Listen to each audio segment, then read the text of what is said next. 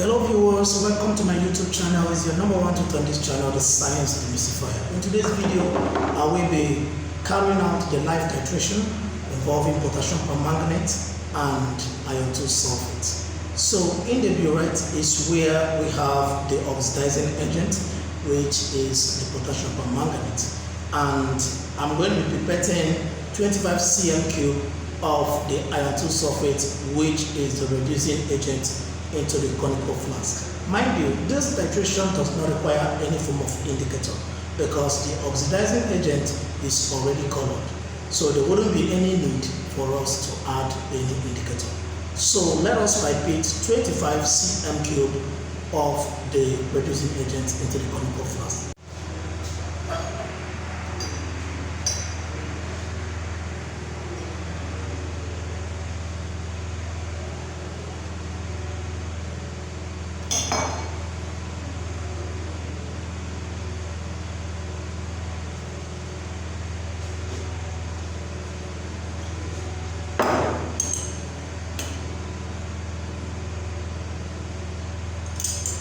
So this is exactly 25 cm³ of the reducing agent. So I'm going to add 5 ml of 2 molar tetraoxosulfate 6 acid into this solution to acidify the reaction. Remember, this is a redox titration. And in every redox titration, it is carried out either in acidic medium or in an alkaline medium. So this one is going to be carried out in acidic medium, and what I will provide that acidic medium is 2 molar solution of sulfuric acid. So I'm going to add my sulfuric acid at this point. So this is 2 molar solution of sulfuric acid.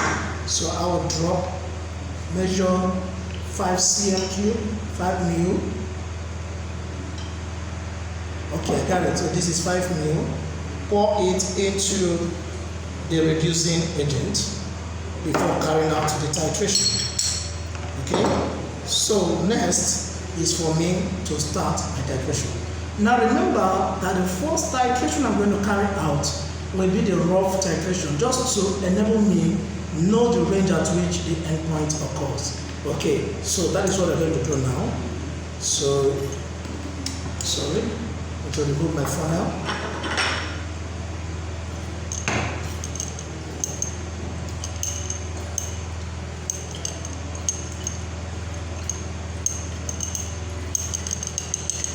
Good.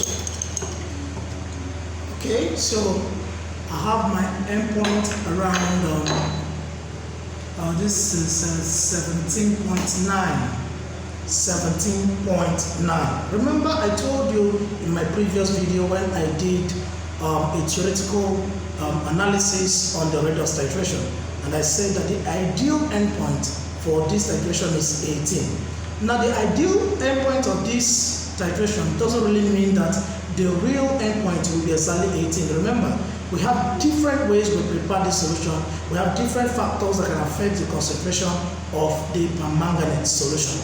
Okay, so whatever endpoint you get from your own center, please I advise you to use it. Okay, don't use my endpoint. Okay, don't use my. But the ideal endpoint for this titration is 18.0 cm³, and now I'm getting 17.9. Okay, now this is when I am going to carry out the actual titration. Remember, the first one I did was the rough titration. So to get the first titer value, now that I know that my interval is from 0 to 17.9, so the next one will be occurring around, let me say, 34 to 35. Okay, so 34, or let me say 35 to 36 rather. So that is where I should be expecting the next change in the color of the permanganate solution.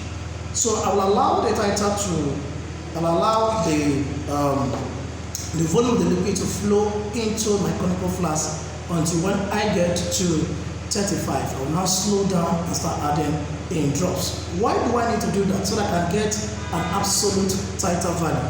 Okay, all right. So I've already measured 25 cm³ of my reducing agent.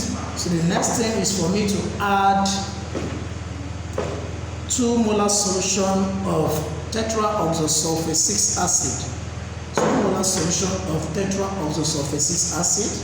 So I have my measuring cylinder, so measure 5 ml, 5 cm cube of my tetraoxosulfate 6 acid, then pour it into the reducing agent.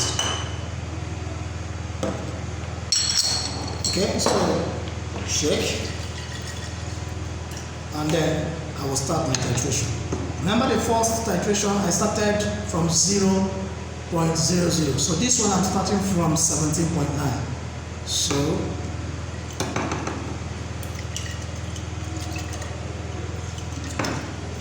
okay, so allow it to run. So once you get to 35, okay, I already have it.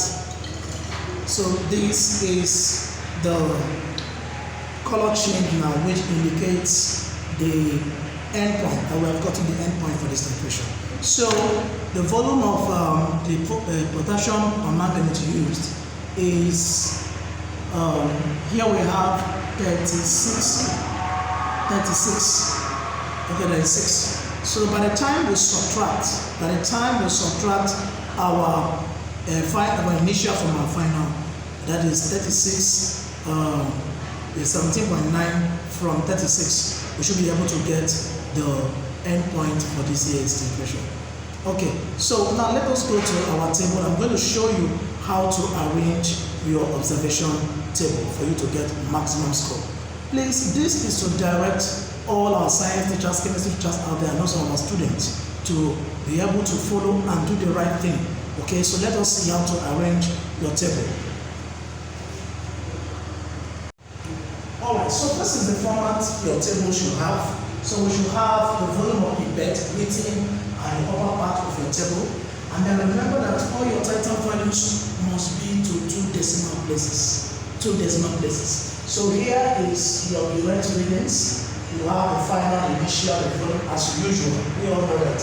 Okay, so remember I got my rough title value at 17.90. So 17.90 was my initial when I was doing my title value, my rough title value. So I always encourage students to use 000 as your initial. Okay? Why? Because sometimes you might be tense in the examination hall and automatic subtraction can introduce error in what you're doing.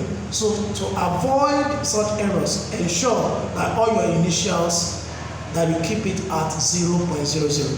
Okay? So I have 0.00, 0.00, 0.00. Alright, so here, for me to subtract, because I use 0, just need to copy what I have and paste it here. Okay? 17.90. And then the second title value I got at 36.00, and then that one, I remember I started my initial at 17.0.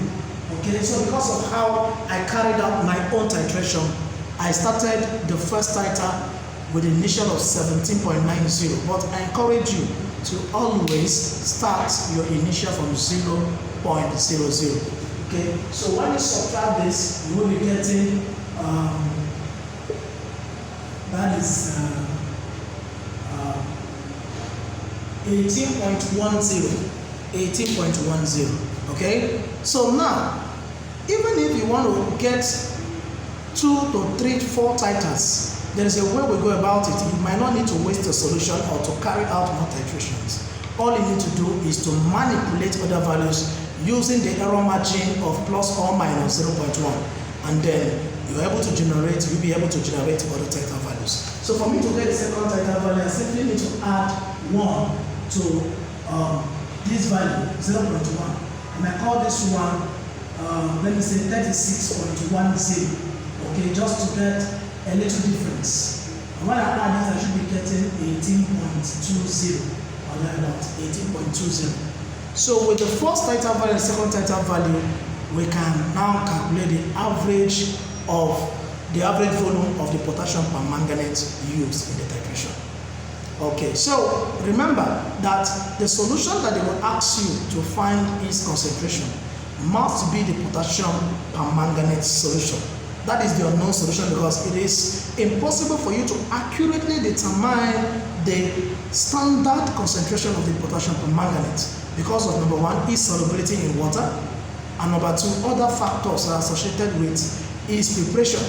Okay, the error due to the meniscus and all that. So it will be difficult for you to obtain the standard, title value of this color solution known as a potassium permanganate solution. Alright, so this is how far we can go in today's practical lesson. So I promise you that in my next video, I will be showing you the salt analysis involving the sodium carbonate and the lead nitrate. We're going to take our time to carry out the practicals here on this channel, and then I will tell you all the things that you need to do.